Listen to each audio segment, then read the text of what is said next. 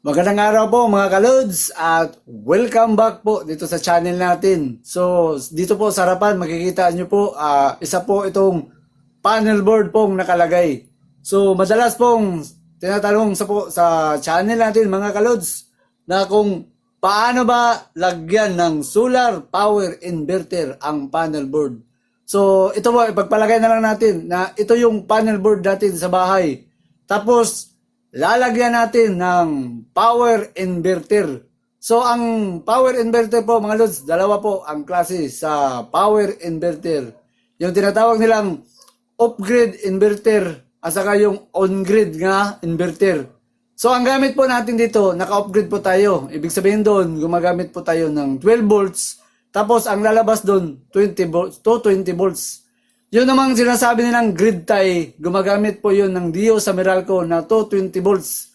Kaya kapag brownout out po, talagang hindi mo magagamit ang grid tie na on-grid. Pero itong gagamitin natin for demos purpose natin dito mga lods, yung off-grid tie nga power inverter po ang gagamitin natin. So yun po ang pag-uusapan natin kung paano ba siya i-install dito sa panel board. So, ipapakita muna natin yung ibig kong sabihin na power inverter na off-grid. Ipapakita natin, ito po ang tinatawag na power inverter na off-grid po, mga lods. So, sa hindi pa nakakalam sa mga bagong kalodi natin dyan, ito po ay isang power inverter na ginagamit sa solar system. So, dito pakita ko na lang po sa inyo na naka-off-grid po ito, na may makikita po kayo dito na negative at saka positive. Kasi 12 volts po ang supply sa isang off-grid power inverter natin. Tapos dito sa kabilang likod dito, ito naman po ang AC output. Dito po lalabas ang 220 volts po mga lods kapag nasupplyan po ito ng 12 volts dito sa harapan. Tapos by blower, ang blower dito para hindi siya madaling uminit. So yan, makikita. So bago po tayo mag-install mga lods, ang pagtatapping po dito sa panel board natin, kung maglalagay tayo ng power inverter, hindi po pwedeng naka-direct po. So, kailangan meron pang idagdag mo para makabuo ka ng solar power inverter na ilalagay mo sa panel board. So, ipakita ko na lang po sa inyo mga lods. Ito. So, kailangan meron kang ATS. So, ito yung tinatawag nilang automatic transfer switch po mga lods.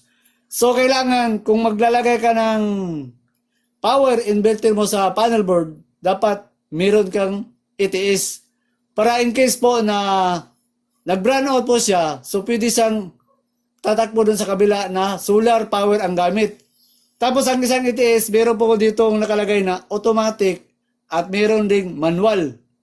Kapag nakalagay po siya sa automatic, ibig sabihin, kapag wala na pong supply dito sa 220 volts po, papalo dito sa kabila yung energy power po nakalagay. Tapos, ang isang ATS po na ganito, may priority po siyang unang diyang patakbuhin. Ang dito po sa kabila, ito. Kung ano po ang una mong ilalagay dito, yun po ang una niyang babasahin po, mga lods. Tapos, ito pa, idagdag natin kasi may nagtatanong, pagpalagay natin na dito mo inilagay ang Meralco sa 220 volts. Tapos, dito ang solar mo sa off-grid power inverter natin. Kapag nag-brownout po siya dito, itong selector dito, tatapon dito sa emergency power natin. Pero, hindi po ito iikot kapag wala pong 220 volts po dito mga lods. Ito yung design sa mga ATS na kapag wala pong supply na 220 volts, hindi rin ito iikot. So, ang ibig sabihin doon, galing ka dito sa Meralco at nag-brown out bigla at wala pang solar power mo na nakaproduce ng 12 volts, naka-standby lang po siya dito sa normal power mga lods. Kaya kung gusto mong mag-manual ka na lang, pwede rin i-manual mo dito. I-switch on mo lang dito at pwede ka nang mag-manual. Ganyan, manual. Kasi pag manual, pwede, ikaw na po ang mismong iikot dito sa selector switch natin. So para mas lalo pa yung masundan, mas maganda kung i-actual na natin mga lods. Ang ibig kong sabihin. So ang gagawin natin, ilalagay natin dito sa wall natin ito, ilalagay natin ang ATS natin. So, bago ko pa ilagay itong ATS, idagdag pa natin sa mga kalodi natin, sa mga baguhang mga kalods, na dito po sa taas, dito po nakalagay ang line side sa taas. Dito mo ilalagay line side. Dito sa ilalim po mga loads, dito nakalagay ang load side. So depende kung saan mo gusto, dito at saka dito ba. Kasi naka-jumper lang ito sa ilalim po mga lods. So yun, ang gagawin natin, ilalagay muna natin dito ang itiis natin. So lalagyan natin ng screw. So, mga lods, nailagay na natin ang itiis natin. So ang next natin ilagay, siyempre, ilalagay rin natin ang power inverter natin na upgrade. So ang power upgrade natin, dito lang natin ilalagay mga lods. Ayan po, nalagay na natin yung itiis at saka yung power inverter. So pagkaganahin muna natin itong panel board natin. So buksan ko muna ang panel board. So ito po ang panel board natin. So previous po natin ito ginawa na video. So isi-switch on natin para makita nyo yung function dito po mga lods. So naka 60 main breaker po ang panel board natin. Switch on tayo. So yup ko muna siya dito. Tapos switch on natin itong para sa lighting. So ang lighting may switch pong nakalagay dito. Yan. Tapos yung sa outlet natin. Tapos itong 20 breaker natin na dito sa baba po ito. So ipapalagay natin sa mga special outlet natin sa SPO. Tapos ito ang main. So switch off natin ang main. So yan po. So siyempre kapag lalagyan po natin ito ng connection, tatanggalin natin itong takip mga lods. Tanggalin natin ito kasi magtataping tayo dito sa itiis. So ngayon po mga lods, para mas lalo po yung masundan po itong gagawin natin. So may basic tayo na block diagram po dito mga lods. So ito po mga lods. So ito yung panel natin at ito naman yung itiis. So ang mangyari ngayon dito, itong line side natin galing po ito sa Meralco natin patungo sa panel board. So ang mangyari po ngayon, kung ilalagay natin doon sa itiis natin dito, itong line side pong nakalagay, tatanggalin po natin ito mga lods. Wala na itong wire. Tatanggalin natin ito. So ibig sabihin po ito yung main breaker natin. Ang line po natin na galing sa Meralco na live po ito, tatanggalin natin yan mga lods. Ililipat po natin siya dito sa itiis. So dito po sa itiis, yung sinasabi natin, depende po sa inyo kung saan gusto nyo na priority.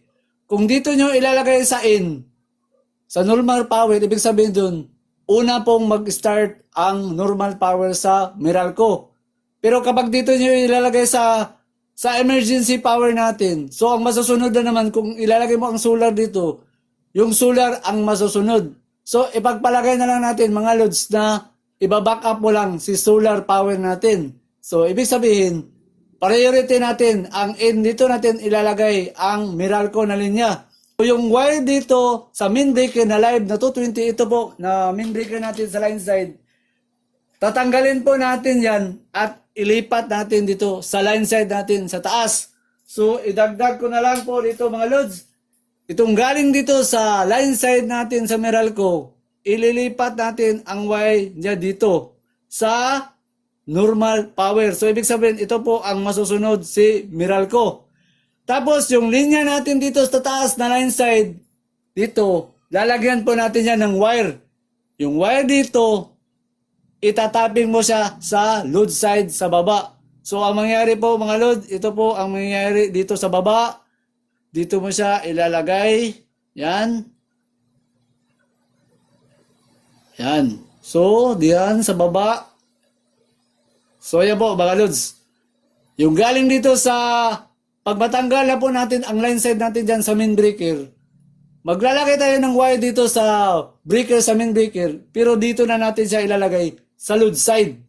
Tapos yung galing sa line side dito na Meralco, dito na natin ilalagay. So para mas masundan po, tatanggalin natin itong live wire dito sa panel board natin at ilipat natin dito sa N, sa normal power. Tapos yung main breaker dito na wala ng linya, lalagyan natin ng wire at itatapon natin siya dito sa load side. So makikita naman, maglalagay tayo ng bagong wire dyan, ilalagay natin siya sa ilalim, sa load side nakalagay. So kahit dito at saka ito kasi naka-jumper lang po ito. So gagawin natin, tatanggalin muna natin ang wire at ilipat natin siya dito sa N. Yun po ang design muna natin sa normal power. So ilalagay ko lang siya dito. Ngayon po mga lods, ito po, gumagamit na naman tayo ng rubber gloves kasi live po nating tatanggalin. So para makita sa mga kalods natin na kahit nakaupo ang main breaker natin, kasi galing yan sa Meralco na linya, naka-live po yan, galing sa poste. So, ang gagawin natin dito, para makita sa mga kaloding natin, mag-tester tayo. So, ayan po, makikita ang voltage, makikita ba? 248 po, mga load, 49. Ayan. 250 volts. So, kahit po naka-off po ito, live po talaga yan. So, ipagpalagay natin yan, galing yan sa service entrance natin, mga loads. Tatanggalin natin ang linya po dito kasi ilipat natin sa ETS. So, ito yung mangyayari kung gusto mong lagyan ng ETS o solar power inverter ang bahay mo. Ito po ang gagawin mo talaga mga lods. So, tatanggalin natin itong wire. So, medyo mahirap naman wire kung diretso. Tatanggalin natin kagad dyan. So, tatanggalin na lang natin yung main breaker talaga. So, gagawin natin, digpitin lang natin ng screw. Tapos, itulak natin patungo dito po mga lods. Yan, pag natanggal na natin, yan. So, madali na lang. So, isko tayo. Yan. Pag natanggal na ang isang wire, tatanggalin natin. Yan. So, para safety po, lagyan mo ito ng electrical tape. Yan. Okay. So, nalagyan na natin. So, yung isa na naman. So, pag natanggal na po natin itong wire natin mga loads, so, pakita ko yung diagram natin, ililipat natin siya dito sa N. Itong line side. Ilipat natin dito sa N natin. Yan, tanggal na. Gagawin natin, ililipat natin siya sa normal power. Yun una ang priority natin. Sa normal power po natin ilagay. So, ida-direct ko na lang siya dito po mga loads. Ang gamit natin na linya po mga loads ay naka-line to line tayo. Kaya ibig sabihin, kahit po magkabaliktad po ang paglalagay natin dito sa ETS natin. So, luwagan at ipasok natin siya dito. Yan po mga loads. Saka, umilaw na po ang ETS. Makikita ba? May indicator po dito na umilaw po siya. So, ang lagay natin dito, naka-manual tayo, manual. So, ito na po mga lods, nilagyan na natin ng wire. So, for demo purpose lang po ang paglalagay natin sa wire. Pero kung naka-60 po kayo na main breaker po, so possible nasa number 6 na THSN po ang wire na ginagamit o kaya yung number 6. Pero itong sa demo natin, yung PDX wire lang, para ipakita natin kung paano lang pag-wiring. So, ngayon po, ilalagay natin. So, ilagay ko na lang ang wire dyan dito. Yan. Yan. Tapos, isaksak natin muli ang circuit breaker. So, i-post lang natin mga loads. Yan. So, yung sinabi natin na ang line side dito galing na ilagay natin ng wire yan ng PDX na ilalagay natin sa load side dito sa ETS. So, ito ngayon, papasok po ito sa ilalim. Dito po sa ETS po ito, papasok po mga loads. So, dito natin yan itatapping. So, dahil po nakapasok po dito sa linya natin, makikita mo, umilaw po ito. So, ilipat natin itong direction dito sa emergency power. Kasi dito po, nakalive po yan papasok. So, dito yan muna tayo sa baba. Ilipat natin sa manual, sa emergency power para po tayo. Yan, so, dito tayo ang priority. Kasi mag-live kasi dito sa baba mga loads. Kaya nag-manual tayo na hindi live to papasok sa baba. So kahit po magkabaliktad po paglalagay mga loads. So ayan po mga loads, natapping na natin ang normal power natin patungo sa panel board. So para makita nyo po na gumagana po ito ngayon, ililipat natin kasi naka-manual po ito. So ililipat natin siya dito sa normal. So normal natin, ikutin natin. Yan, naka-normal power. I-switch on natin ang main breaker natin para gagana ba itong ilaw at saka outlet natin. Yung main breaker naka-off, so i-switch on natin. So ayan po mga loads, naka-ETS na po tayo ngayon. So i-off muna natin. Yan. So gagawin natin ngayon, ipapasok natin si power inverter sa solar system natin. So gagawin natin, may papakita po na ako dito sa baba. Para makita nyo po kasi nasa baba po ang battery nito. So 12 volts po ang kailangan dyan para makalabas yung 220 volts. So pakita ko dyan sa baba. Yan, dito sa baba. Yan po. 12 volts po yan na battery. Naka 100 AS po ang battery natin.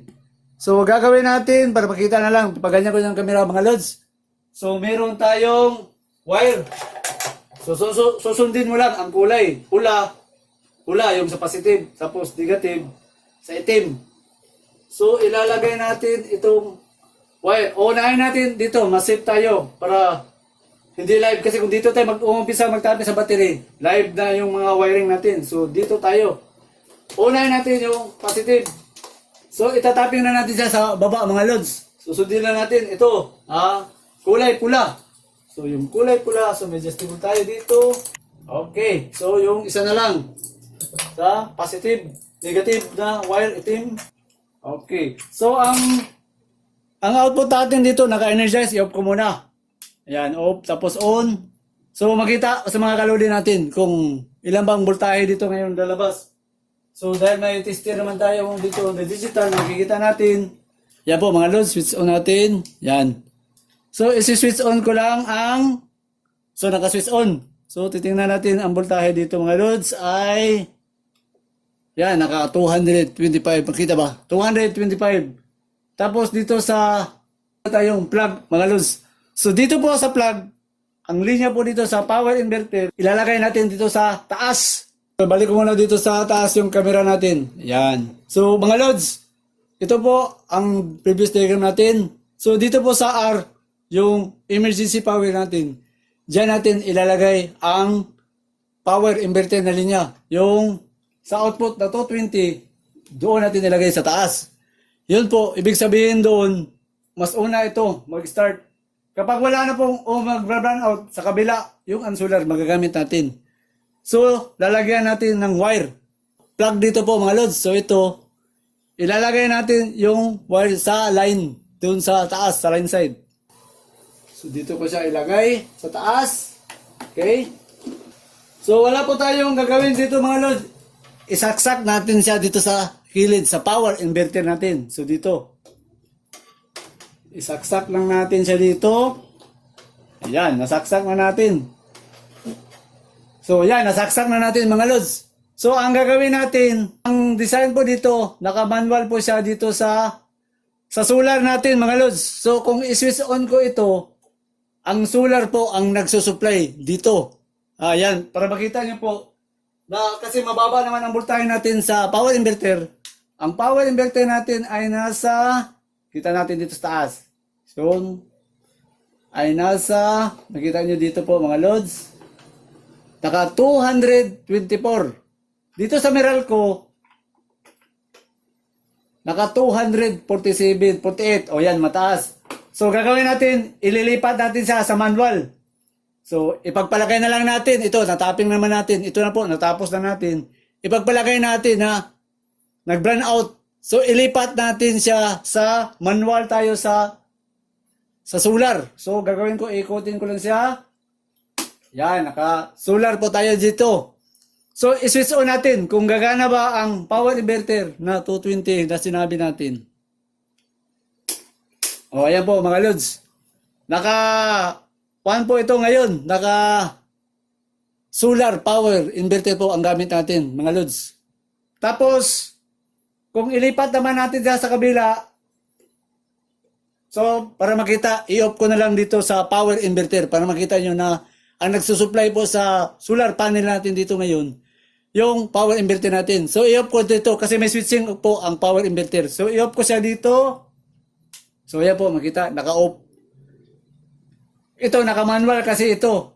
Pero pag naka-automatic po ito, lilipat po ito automatic. So, ang gagawin ko, i-automatic natin para makita nyo mga lods. Automatic. So, ayan po, umikot po siya kasi wala nang supply si solar power inverter natin. Kaya, naka-automatic.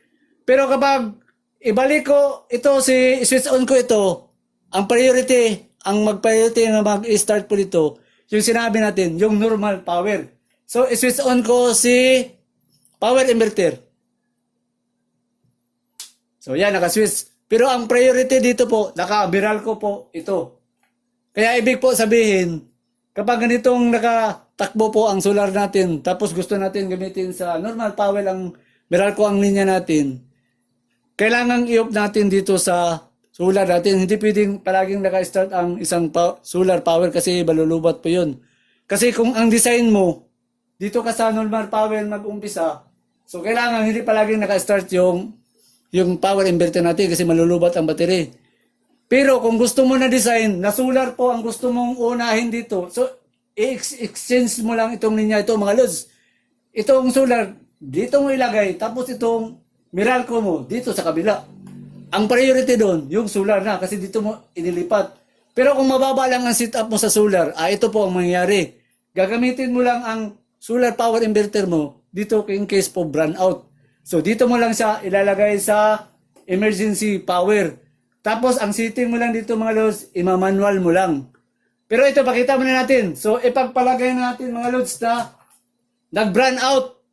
So i-off, ipapalagay natin nag-brown out pero naka-on po itong power inverter. So ang gagawin ko, i-off natin itong sa Meralco dito sa normal power. So tignan niyo mga lods, ito lilipat po ito sa solar system natin sa power inverter. So i-off ko ang linya dito sa normal power. O yan, lumipat po mga lods. So ang solar po ang gumagana po ngayon dito. So ito yung ibig kong sabihin na kung gusto mong naka-automatic, lilipat po siya. Pero pag i-off na natin ito, so i-off natin.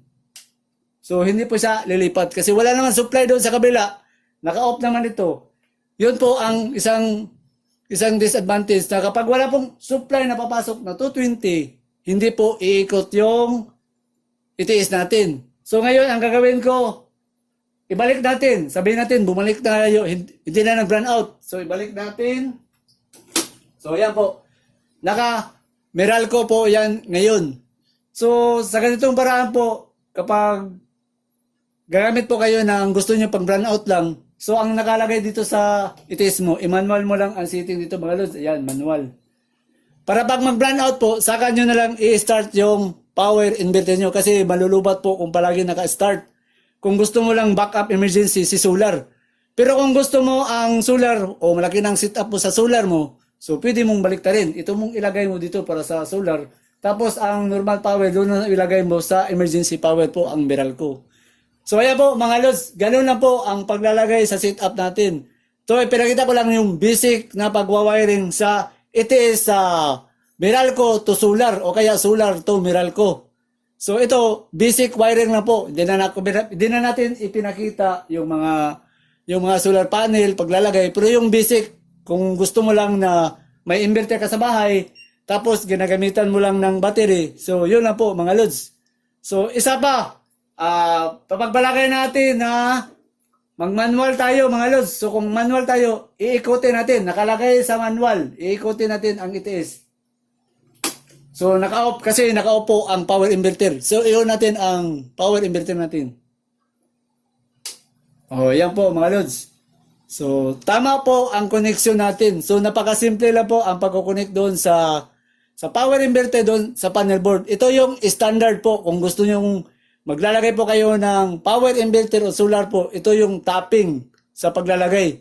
So tapos po kung makikita nyo medyo nag-flashing po dito, sa camera yan mga lods. Kasi dito po sa video na tumitingin po ako sa bar dyan, wala akong flashing dyan. Yung camera po galing ang flashing kaya may kunting ilaw na gumaganon.